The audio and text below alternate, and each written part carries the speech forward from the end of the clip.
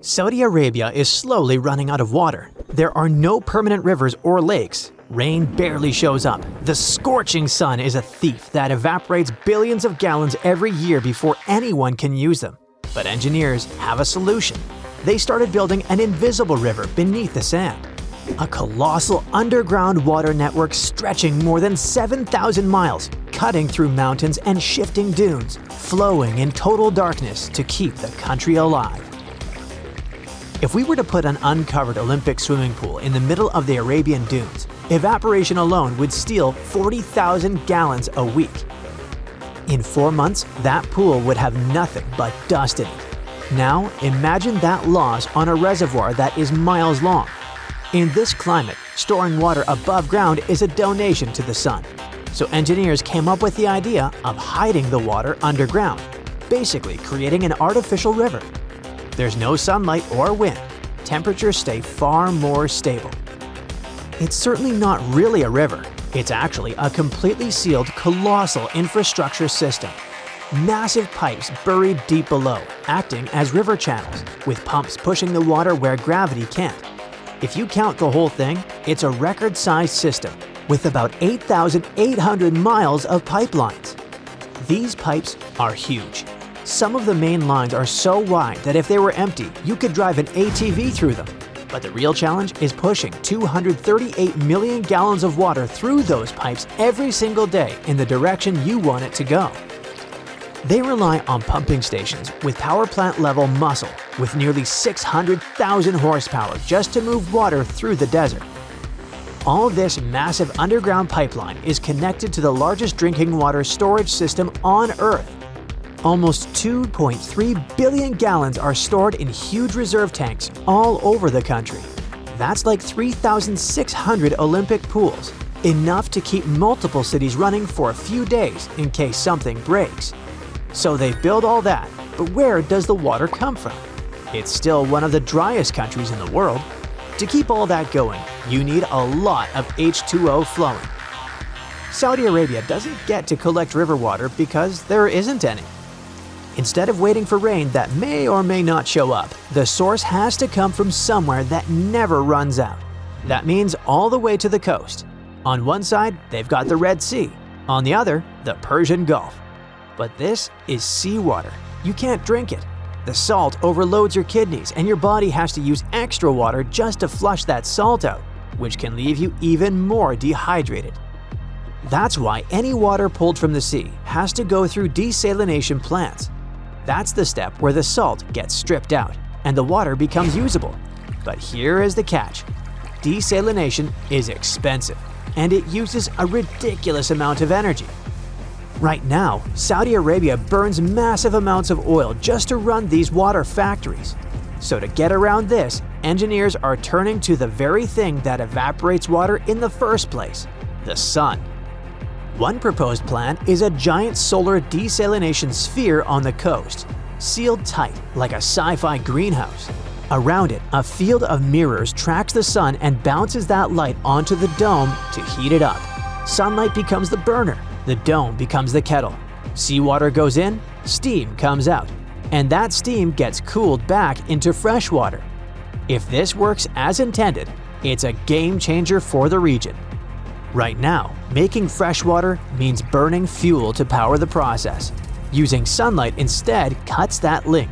The sun shows up for work for free every single day, so producing drinkable water wastes fewer resources, which will make water cheaper. Of course, this isn't as simple as it sounds, even if they have the technology. Those mirrors would have to stay sparkling clean to work, and KSA is a place where sand and dust are the default setting. Sandstorms are common and can damage the equipment. So how do you keep the glass clean when the air is made of sandpaper? You definitely don't want to waste water washing them all the time.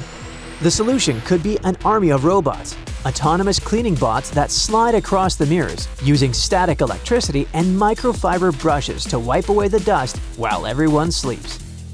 By sunrise, everything is sparkling clean again. Saudi Arabia already uses similar systems at large solar parks, like the Sakaka. This might be one of the coolest power plants in the world, looking like a sea of glass in the middle of a desert. It's made of more than 1.2 million solar panels covering enough land to fit over 1,000 NFL football fields. All of these are getting dusted non-stop. But even with all that tech on the ground, there's still a big what if. What if the pumps break? What if the pipes get damaged? Engineers were thinking, well, we can't wait for the rain, so what if we force the rain somehow? That's how they came up with cloud seeding. Clouds are basically massive floating collections of tiny water droplets or ice crystals. However, sometimes those droplets are just too small and light to fall. They just hang out up there. But Saudi engineers found a way to give those tiny droplets a nudge. They fly planes high into the sky, right into the clouds. Then they shoot special flares out of the plane's engines. These flares release tiny particles, usually a substance called silver iodide. These particles act like magnets for moisture. They pull tiny droplets together until they get heavy enough to fall. It's like giving the cloud a push. They're not creating water out of nothing, but they are encouraging the water that's already there to fall. Saudi Arabia has been actively doing this for years.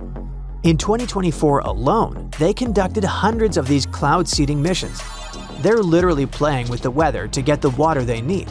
But that's not the wildest idea. A few decades ago, a Saudi prince wanted to do the unthinkable: tow an iceberg from Antarctica. We're talking about wrapping a literal mountain of ice in special insulation and pulling it thousands of miles across the ocean using super tugboats. The goal was to park it off the coast of Saudi Arabia and melt it down for fresh water. They actually funded serious scientific studies to see if it was possible. Dragging a giant ice cube across the scorching hot equator turns out to be a bad idea. Scientists realized the iceberg would melt long before it arrived, so they scrapped the plan, which is unfortunate because that would seriously make for a great movie. Getting the water is just the beginning. The final main quest is not only about water, it's about terraforming. Saudi Arabia has launched the ultimate massive project called the Green Initiative. The goal is almost impossible to imagine. Plant 10 billion trees. They want to take the yellow sands of the desert and turn them green. And that invisible river we talked about earlier is the backbone of the whole plan. They aren't using precious fresh water for this, they're using gray water. Water that has already been used in cities.